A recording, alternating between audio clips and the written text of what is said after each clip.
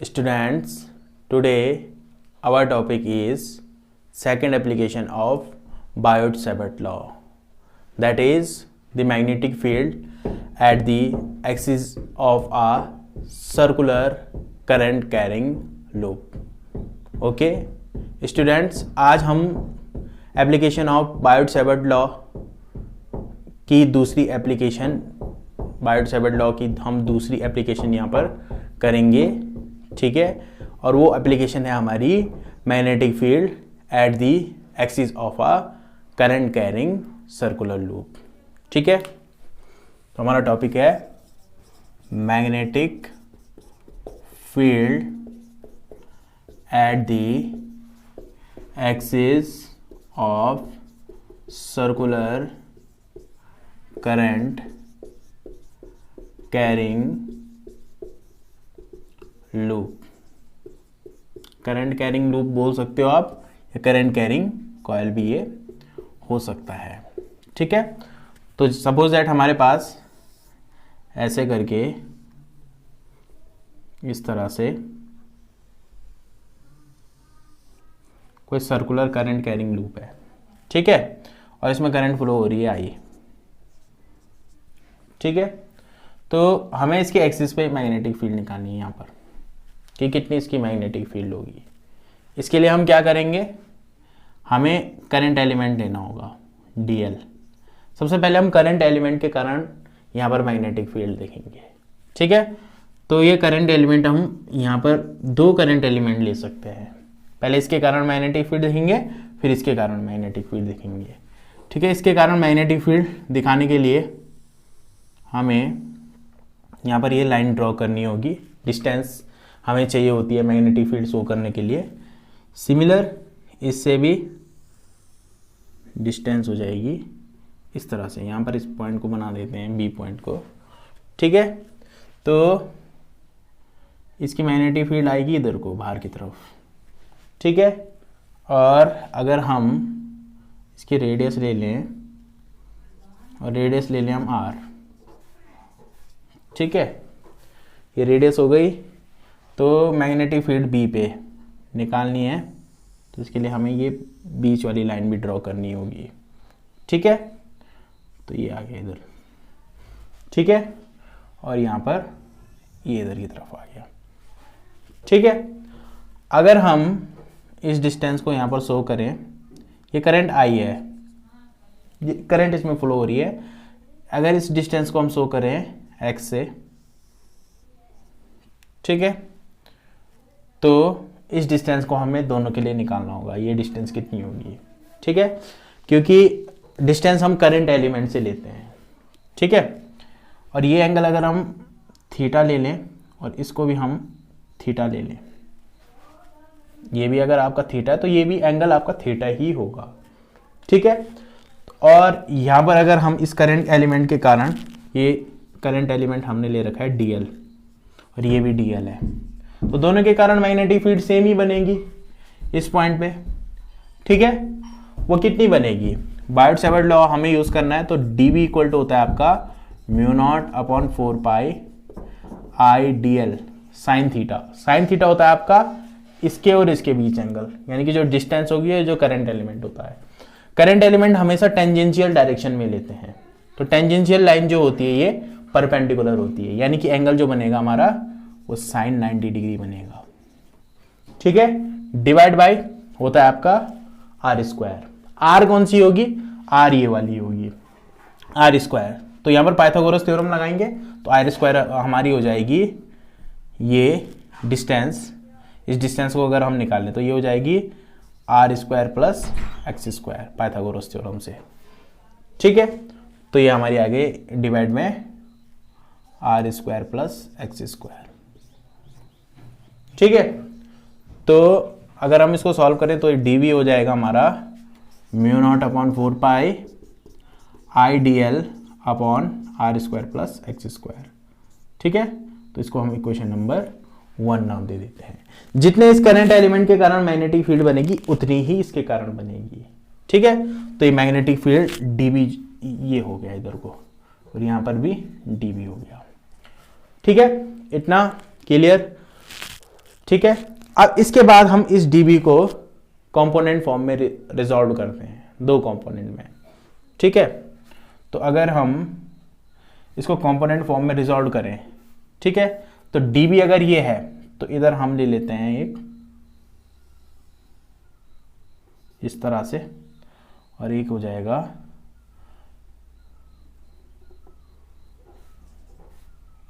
नीचे की तरफ, दो कंपोनेंट इसके बन जाएंगे, ठीक है।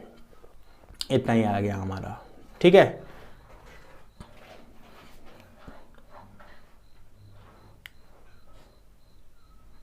ठीक है, तो इस एंगल की अगर हम बात करें तो ये अगर थीटा है तो ये पूरा 90 डिग्री हो जाएगा, तो ये हो जाएगा 90 माइनस थीटा, ठीक है। तो 90 माइनस थीटा और इसी से मिलकर ये वाला एंगल भी बना होगा, ठीक है। तो 90 माइनस थीटा ये, ठीक, तो ये फिर हमारा आ जाएगा थीटा, ठीक है। तो एंगल आ जाएगा हमारा थीटा और ये एंगल भी आ जाएगा हमारा थीटा, ठीक है। अब इसको दो कंपोनेंट में रिजॉल्व करो, तो ये वाला कंपोनेंट जो होगा, थीटा के सामने वाला जो कंपोनेंट होता है वो होता है dB साइन थीटा। इसके हिसाब से अगर हम देखें तो ये हो जाएगा dB साइन थीटा और ये हो जाएगा dB कॉस थीटा, ठीक है। यानी कि जितना कंपोनेंट ये उतना ही ये हो जाएगा, तो यहां की तरफ हो जाएगा आपका dV साइन थीटा, क्योंकि थीटा के सामने वाली साइड जो होती है वो परपेंडिकुलर होती है, तो ये dB साइन थीटा, तो ये भी dB साइन थीटा हो जाएगा, ठीक है। अगर ये dB साइन थीटा तो ये हो जाएगा आपका dB कॉस थीटा, ठीक है। सिमिलर इसके हिसाब से अगर हम देखें तो थीटा के सामने वाला कंपोनेंट dB साइन थीटा, यानी कि अगेन फिर ऊपर की तरफ बन गया dB साइन थीटा, ठीक है। और ये वाला कंपोनेंट हो गया हमारा नीचे की तरफ dB कॉस थीटा, ठीक है। तो दोनों के लिए dB की वैल्यू सेम हो जाएगी, यहां से अगर हम ये सब्स्टिट्यूट करें कॉस थीटा की वैल्यू भी सेम हो जाएगी। अब ये कंपोनेंट जो है, एक कंपोनेंट ऊपर की तरफ है, एक नीचे की तरफ है, यानी कि सपोज दैट 5 जैसे ऊपर की तरफ है वो 5 ही नीचे की तरफ है, तो ये दोनों के दोनों क्या हो जाएंगे, ये दोनों के दोनों कंपोनेंट हो जाएंगे कैंसिल, ठीक है। यहां पर मैग्नेटिक फील्ड जो बचेगी वो सिर्फ dB साइन थीटा वाले कंपोनेंट के कारण बचेगी, ठीक है। तो क्या आ जाएगा हमारा, दी मैग्नेटिक फील्ड इज, इसको P पॉइंट ले लेते हैं हमें, एट, हमारा हो जाएगा एट पॉइंट P इज, ये हो जाएगी हमारी B इक्वल टू हो जाएगा हमारा सीधे सीधे dB साइन थीटा, और dB साइन थीटा को हमें करना पड़ेगा इंटीग्रेशन, क्योंकि dB साइन थीटा जो होगी वो स्मॉल मैग्नेटिक फील्ड होगी, टोटल मैग्नेटिक फील्ड निकालने के लिए हमें इसको इंटीग्रेट करना होगा, ठीक है। तो इतना आ गया। अब यूजिंग इक्वेशन नंबर 1 से हम dB की वैल्यू यहां पर सब्स्टिट्यूट कर सकते हैं, ठीक है। तो कितना आ जाएगा, mu naught integration of mu not upon 4 pi IDL R square plus x square into sine theta, ठीक है। इतना यहां पर आ गया। इसको और आगे अगर हम सॉल्व करें तो b की वैल्यू हो गई integration of mu not upon 4 pi IDL R square plus x square sine theta. Sine theta की वैल्यू हमारे पास कितनी होगी, यहां से हम निकाल सकते हैं साइन थीटा की वैल्यू। ये अगर थीटा है तो थीटा के सामने वाली साइड r, और ये हो जाएगी आपकी परपेंडिकुलर, बेस और हाइपोटेनियस, परपेंडिकुलर अपॉन हाइपोटेनियस, ये होता है साइन थीटा।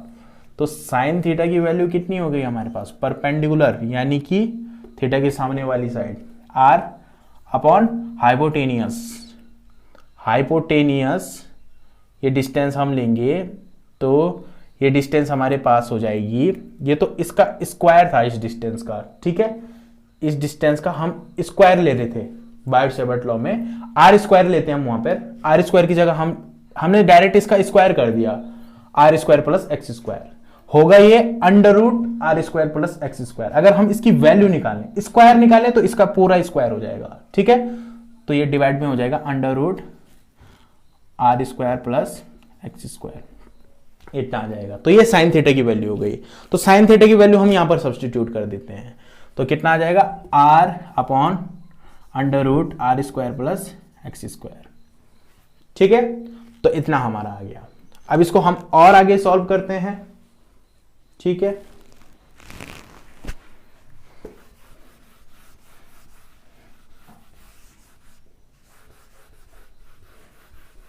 तो और आगे हम इसको सॉल्व करेंगे। तो b की वैल्यू हो गई हमारे पास integration of mu not upon 4 pi i d l, हाँ, into r divide by r square plus x square, इसकी पावर है 1, और r square plus x square इसकी पावर है 1/2। तो 1 इंटू 1/2 पावर में है, तो कितना हो जाएगा, r square plus x square की पावर 3/2। ठीक है, इतना हमारा आ गया। तो b की वैल्यू कितनी हो जाएगी, इसको हम इंटीग्रेशन से बाहर ले लेते हैं, म्यू नॉट अपॉन 4 पाई, हाँ, i r upon r square plus x square की पावर 3/2। ठीक है, और इंटीग्रेशन ऑफ dl ही अंदर हो जाएगा। dl इसका इंटीग्रेशन, dl का इंटीग्रेशन जब हम करेंगे तो ये पूरी सरकमफेरेंस के बराबर आ जाएगी। ठीक है, तो ये किसके बराबर आ जाएगा, सरकमफेरेंस, यानी कि b equal to mu not upon 4 pi i r upon r square plus x square की पावर 3/2 इंटू इसकी सरकमफेरेंस कितनी होती है सर्कल की, 2 पाई आर के बराबर होती है। ठीक है, तो ये आ जाएगा हमारा final expression, mu naught upon 4 pi आई, हाँ, आई, इसको 2 पाई को हम बाहर ले लेते हैं, इंटू 2 पाई, इसको हम काट नहीं रहे हैं क्योंकि जब हम न्यूमेरिकल करेंगे इससे रिलेटेड तो यहां पर सीधे हम डायरेक्ट वैल्यू रखेंगे 10 की पावर -7। तो 2 पाई, हाँ, i r square upon r square plus x square की पावर 3/2। ठीक है, तो इतनी मैग्नेटिक फील्ड आती है इसके एक्सिस पे, किसी सर्कुलर लूप के कारण इसके एक्सिस पे मैग्नेटिक फील्ड इतनी क्रिएट होती है। ठीक है, अगर ये सर्कुलर कॉइल जो है वो एन टर्न से मिलकर बनी हुई हो, ठीक है, तो केस फर्स्ट इसमें आ जाएगा व्हेन सर्कुलर कॉइल बोल लो या लूप बोल लो, तो सर्कुलर लूप ले रखा हमने इसमें, loop contains with an turns, तो ये कितना हो जाएगा, एन से मल्टीप्लाई हो जाएगा, तो कितना, b equal to mu not upon 4 pi, हाँ, 2 पाई एन को हम बाहर ले लेते हैं, एन यहां पर ले लिया हमने, एन 2 pi i r square upon r square plus x square की पावर 3/2। तो एन टर्न्स के लिए अगर हम लें तो इतनी मैग्नेटिक फील्ड आती है।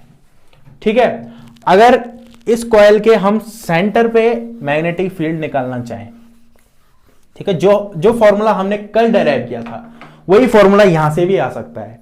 कैसे, उसके लिए क्या करना पड़ेगा, हमें x 0 लेना होगा क्योंकि सेंटर पे x कितना हो जाएगा, 0।